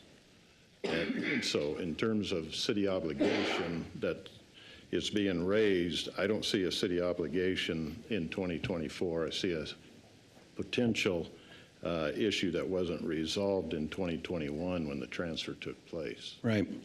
And I guess where, Councilman Bills, I guess where there's some personal bias on my point is the value was given at the time we were moved out of the public safety building at $2.1 million for the square feet that we were in. at the public safety building. Where the disagreement is what that square foot was at this point. I do agree with you. I think that the consultant at the time took the square feet we're in and then took a portion of the other items of the building that we were using. So I'm not asking you to agree with the $2.1 million. I'm just saying at the time that we were moved from the public safety building, which the email I have, I think was in 2018 as we were doing the CIP, the statement from the consultant was 2.1 million for the square feet in which the fire department occupied at the public safety building. But that's based on doing impact fee studies. And the move of the fire department out of the facility built for them to a vacant space. So the building downtown was not built for the fire department. It was built in 1900, and it was somewhere we were moved to. So that's where I believe my bias is we were given a value of the square feet of the occupancy that we were in and was built for us at the time right before we were moved. And so I think that could be where I'm getting stuck, is that, we were told that 2.1 would be the equivalent of the floor space that we took at the public safety building. And so that's where my bias is. If we end that the value of the building we're in is what we're going to discuss, then that is where we're at. Historically, I'm just going back to when it was moved, it was approved that we could add 2.1 million to the police's impact fees to cover the movement of the fire department. So why wasn't impact fees developed for the fire department, City of Nampa Fire Department? There is, and we do have impact fees that consider the future growth of our administration. So the pieces of the new building, if we were to move, that are required because of our growth since moving the city, those can be covered through impact fees. There is no impact fees for the administration portion of the fire department before the CIP is studied. It's based all off on current service delivered. And so at the time of the CIP in 2018 and 21 and now 24, they take the square feet in which we currently are housed, and that is just the value of what it is. Any new impact fees are only for the growth that can be seen in the next 10 years.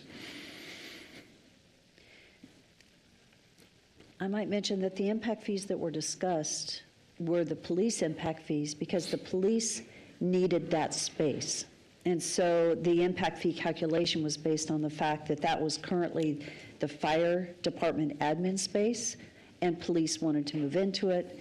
Therefore, police impact fees for growth purposes could be applied towards moving fire out. Yeah, That's why that and I discussion guess took place back then. To be it's above and beyond what was already on their CIP. It wasn't to take 2.1 from what they had planned. It was to add to the CIP to say this was due to growth, that this cost was incurred by the city, and so it is eligible for impact fee collection through police's impact fee. It couldn't be through fire just because we already had a space that the city was providing that service from. So why in 2017 or 2020, why was the police impact fee not higher then? I can't speak to why it wasn't higher because it was already in place. We are waiting right now. We need to get our impact fee committee back together to increase impact fees again. We are collecting, and we do have money in the impact fees for police for future building. And so we could use that space now to fund this if we chose to. And we do have impact fees collected for a future precinct for property, both of which are in place today. But back in the day when this was being discussed, this scenario wasn't envisioned. Let's put it that way. This scenario wasn't envisioned, but we moved fire out because of growth for police. Yeah, I'm just trying to clarify that at the time, the building change up, et cetera, impact fees, I'm trying to reconcile the integrity of going back 4 years and putting an impact fee in place to undo something when I've always felt impact fees were current going forward, and the reason they get implemented is because a need is identified at this point in time. And so I'm just trying to reconcile the integrity of the of the It's a impact really fee good ordinance. point. That's Mayor and why we Councilman have to Bills, get this resolved. Yeah. Honestly, it was error. I have conversed with Tischler Bice. They said because it is within 5 years and we have documentation through the last consultant, he felt it was within state statute that as long as we are within the 5 years, he said he believes because we're still within once we go past 5 years, he's like, you've now been providing service within the facilities you have. It's no longer due to growth. He felt because it was very pointed and we had documentation on the growth, that it was, at this point, an acceptable solution. But he did say we're nearing, it's 5 years is what they use going backwards. So once that 5-year mark, which we are nearing, it would no longer be eligible for impact fees because you're exactly right. It has to be for growth moving forward. But he felt because of the documentation that we had, it would be an acceptable increase to the CIP for the police department. So if I'm understanding correctly, the consultant is saying we're within 5 years, that there's a provision within state statute to adjust an impact fee due to an error of whatever style, if it's caught and corrected within that period of time. And that's what I'm being told, yes. Yeah, Councilman Bills. So I'd ask legal then if we can get verification of what we're discussing. And so then we're making a decision based on code and not on hearsay or feelings, good or bad. Councilman Bills, I agree with you. I think the city has past practice in this with fire department impact fees. We started collecting impact fees in 2007, and in 2009, the city made the decision to go back and withdraw impact fees that were the cost of Station 5, which was built in 2007. And it was done appropriately and done with legal's guidance. So I would be happy to help to confirm and make sure we're following.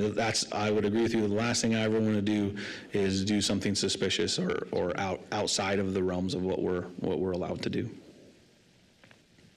And then the value would be based, from my perspective, would be based on the time of the transition, the 2021, January 2021. Okay. So if today it's worth Y dollars and in January 2021 it's worth X, that's, in my mind, we're discussing the X. Yes, I would agree with you. So from a budgeting point of view or type of deal. So that's I'm just sharing going through things.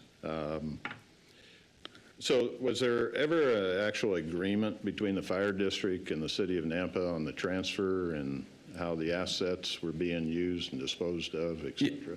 Yes, Councilman Bills, it's all within the annexation agreement. It's a fairly lengthy document, but within that document, it does describe each asset as it was transferred over. I think we have portions of that annexation agreement today, and it was really just to show you that in the annexation agreement for Station 2, it had the full parcel. The only other one that has some variance is Station 4. We are in the future going to have to do an ROS just because the city, when we were with the city, there's still portions of the street and the right-of-way that belong to the city that transferred over with Station 4. None of it would be usable property, but it's just the easements. So that is one correction that would have to be made that has just recently been found. But all other assets that we've checked don't have any other errors that were transferred to the district. And then the agreement that was in our packet, that's, I think, being called out in paragraph 8.2 about the city clerk has to fund a staff position to administrate the issues of the agreement. Yeah, Mayor and Councilman Bills, that's for impact fees, and that's the portion where we pay a fee for every impact fee that they collect, and that money is supposed to support the staff of the clerk's office for the work they're doing in collecting impact fees. Yet we haven't finalized that agreement, and that's what we were talking about earlier. We have some agreements that we need to get done Because the fire department was a department of the city, we were not taking a fee for the collection of impact fees. However, since they've transitioned to a district, we've got to update the document. That's what is with legal today. We need to get that done so that we will then collect a fee that will be a percentage of the impact fees collected, just to help pay for the cost of administering the fund. I understand. Yeah. I'm just thinking, language-wise, it's the building department that's collecting the fee versus the clerk. Well, I think we need to look at that on the Okay. contract. So Preston, that'll be something we need to look at, because finance is a huge piece of that. And so I agree with you on the clerk question. When we do the agreement, we'll get that addressed correctly. And thank you for your attention to that detail. Yeah, that's good. I know I'm in the weeds. Very good. Steve. Nope, it's good. You know what, I really am appreciating all the research that you've done. Do you have any other questions? Not at this time, thank you. Okay? Mayor, Yes? point of clarity for Chief, that $2.1 million that you spoke to for the public safety building, does that include the parking lot and all that space, or is it just the office space, that 3,900 square feet? Councilwoman Jiggle, that is based on a consultant's perspective, where Councilman Reynolds is correct. The actual square feet that the fire department had offices, it was in the document that I sent you. I think it shows around 3,900 square feet. What I believe, unfortunately, I wasn't a chief or the chief at the time that the CIP was done when Galena Consulting. I believe the 7,200 square feet is the 4,000 square feet in which our offices were housed, and then she took portions of classrooms, bathrooms, break rooms, and then I would assume the 13 or 15 parking spots that we had in the garage. So I believe the 7,200 square feet is an effective representation of the square feet that we used on a daily basis at the public safety building. Thank you. Mayor. Yes. Okay, Kurt, several questions. Yes, sir. According to page 16, actually. No, yeah, 15 and 16 of this packet of agreement of annexation plan, property transfer.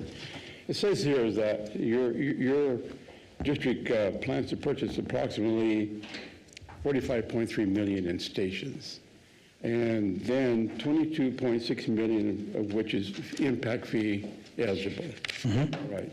So the new administration building, I know, is not covered with impact fees.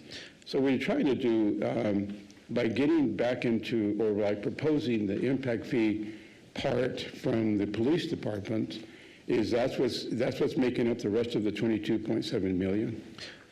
Councilman Rodriguez, I believe you're looking at our current CIP for 2024. Right. So the 40 million you're looking at would be for funding of stations 7, 8, and 9. Right. And then in there, within that same CIP, you'll see there is an impact fee for admin. It's proportionate to the growth of the additional positions we have. So the 2.1 that we've been discussing, or let's just say X dollars that we're considering that would be police impact fees, are not considered within that CIP. I see. Okay, now, also, with the impact fee increase, since you're a taxing district, you can, the fire district can allot or can propose impact fee increase to each residence or each business. Apparently is $1,567 per resident and 63 cents per non-residential square foot. So are you proposing now, what would be, well, are you proposing, what amount would be increased if you could increase your impact fees by the police? For the same, that we would not be, that is the highest eligible impact fee that we would be allowed at current service level. Okay, that's what you're calculating. Yep, that is the highest. Right, okay. So now let's get to, I have to tell you, I am concerned that the fire district's impact fee committee is the same as the city's. Correct. These are good men, and I know how they have helped our city with impact fees. But I'm thinking, is it the right direction by having an impact fee? I believe the impact fee should be totally separate, because if the fire district has their own objectives and their own direction, as does the city. So I know these men personally, and I think they're good men, and I think you're going to make a good decision for us and for you. But I worry about that, and I'm not sure we should cross over, but that's beside the point now. But I just wanted to tell you my personal opinion. Yeah. Councilmember Rodriguez, unfortunately, the reason that I pushed for that initiative was because I knew that you knew those people. On I know. Yes, yes. And I'll be totally honest, people on that list hold me accountable almost on a weekly basis. Some of my hardest questions I get as a fire chief come from members of the list that you're looking at right now. Yeah. And so knowing that they will be the hardest people to answer questions to, I found value in seeking that out as the people that are going to challenge us when we're considering the growth of the fire district. But yes, I'll agree that in the future, most likely, as the city grows and as the fire district grows, we may someday see that those DFAC committees separate and one becomes more specific for the fire district. They follow it, Mayor? Yes, and we just, for sake of time, we have about 3 minutes. Okay. As I remember, back in 2012, 10, 12, somewhere around there, that the fire district was going to purchase a building. And it was on First Street, I believe, right behind the police department. Yes. And that apparently was going to be funded by the district. Correct. Okay. So I don't know the price of that building, but it fell through for some reason. As I remember, maybe it was too much. You needed to do too much construction to it or remodeling, so it wouldn't be viable. And now, when we moved you into the administration building, that the city had nothing to do with the pre-purchase of that other building, and now you would like to see us purchase that building. Well, I mean, you'd like us to give you that building, okay? Mm-hmm. But I just want to tell you that that building is owned by the city residents of Nampa, Idaho. And so we've got to be careful with the integrity part of this whole situation here is that what's good for the Nampa Fire Department or Nampa Fire District is good for the city of Nampa. And I wonder what direction we should go with this.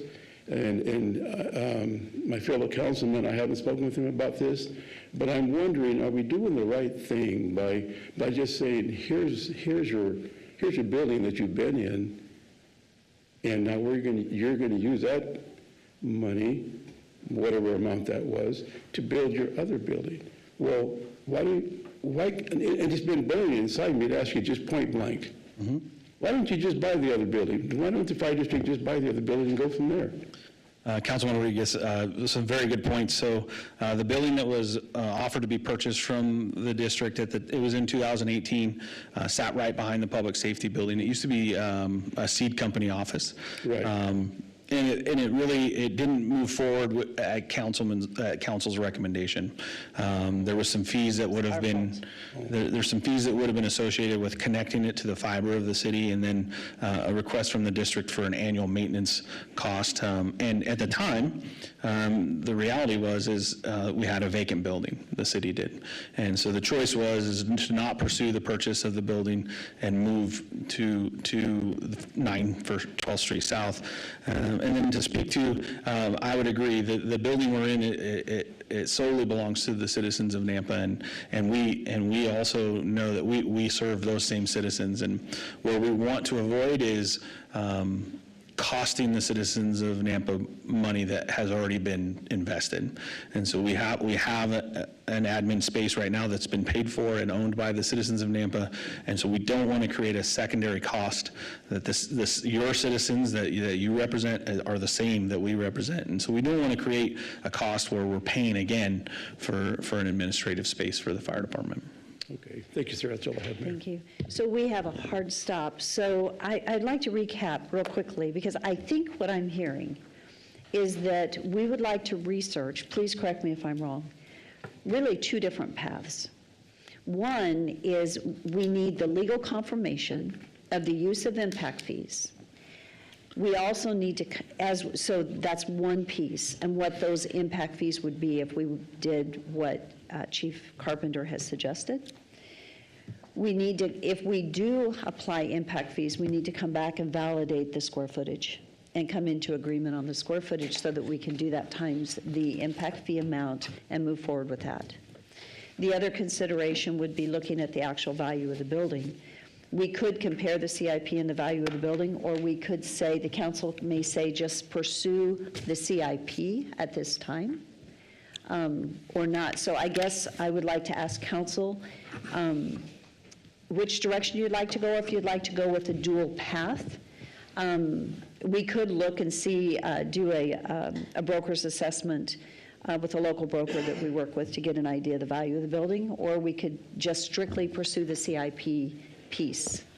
So Mayor, I need a clarification. I was thinking that we're being asked to support a impact fee via the police department, and we're also being asked to deed the office building to the fire department. Is it one or the other, or is it both? It's one or the other. What we're looking at is a path. It's a path to make the fire district whole. That's the path. We can follow this path to get it done. We can follow this path to get it done.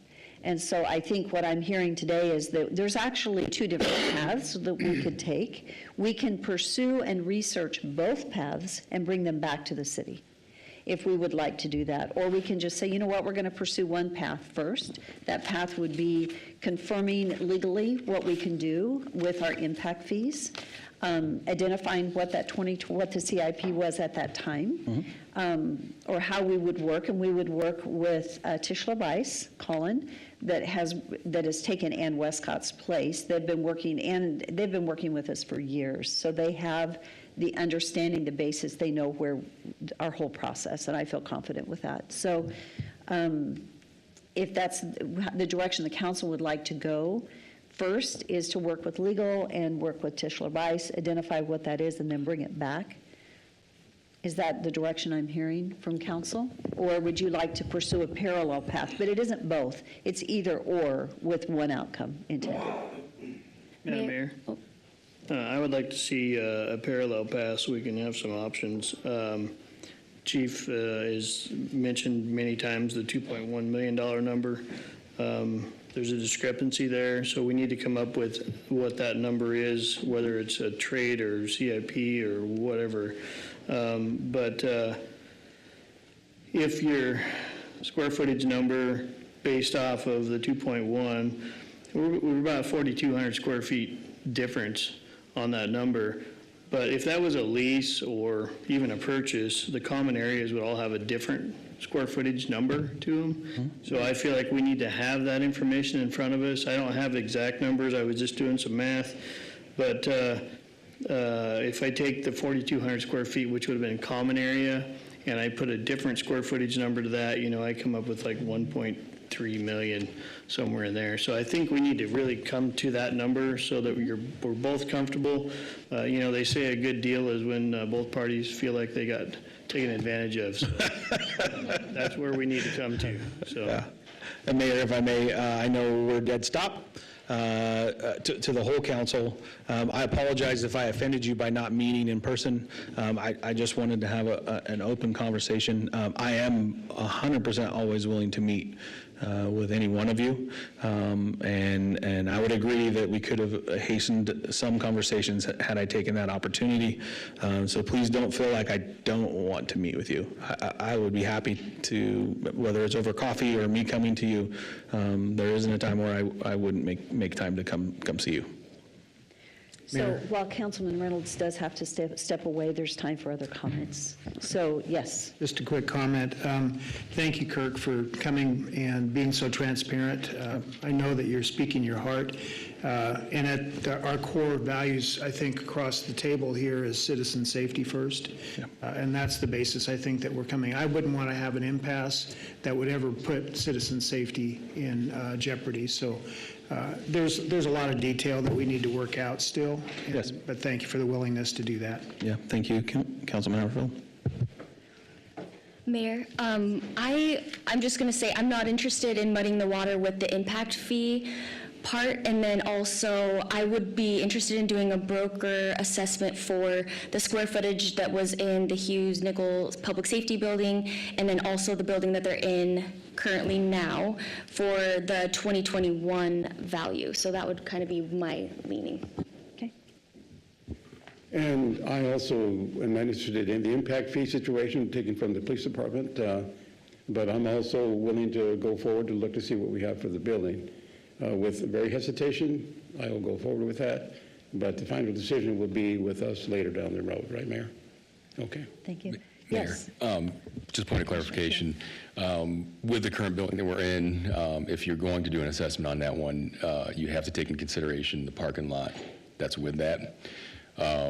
We know that downtown parking is challenging, and that building is definitely worth more with that parking space, because currently out front on street parking, I think there's about 3 spaces, and that wouldn't be enough to service the people coming in, getting burn permits, things like that. Also, the staff that would be working there, so.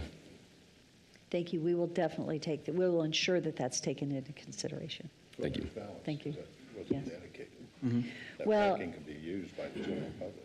Correct. I think what we would do is ask our Planning and Zoning Commission what the appropriate parking is for that building. Part of that parking lot is actually city parking, and then part of the parking is for the building. And so we have leased city parking, and so we would come back and review all of that, what the appropriate, and within that assessment, what parking would go with the building versus what wouldn't go with the building, because the entire parking lot probably wouldn't, but you have to have adequate parking to go with the building. So point well taken, and we'll ensure. You know, I think the key here in what we do is, again, it's operating with integrity and that core value of doing what's right and being mutually figuring that out. I think Councilman Reynolds said it well. When you both get done and feel like maybe you were both taken advantage of, or better yet, you're inconsistent. In consensus, whether everyone fully loves it, there is a consensus that we made a wise decision, and that's the intent here. Let's make a wise decision as we move forward. Yeah, thank you, Mayor. I think if we both feel like we got taken advantage of, then that is definitely keeping the citizens of Nampa's finances at our highest degree. So that's where the right answer is. I would agree. We'll find that place. Council, do you have any other questions or comments? Okay, thank you. And commissioners, we didn't get to say much. Any other comments? Any comments? Nope. Okay, with that, motion to adjourn. So moved. Thank you. Meeting adjourned. Thank you.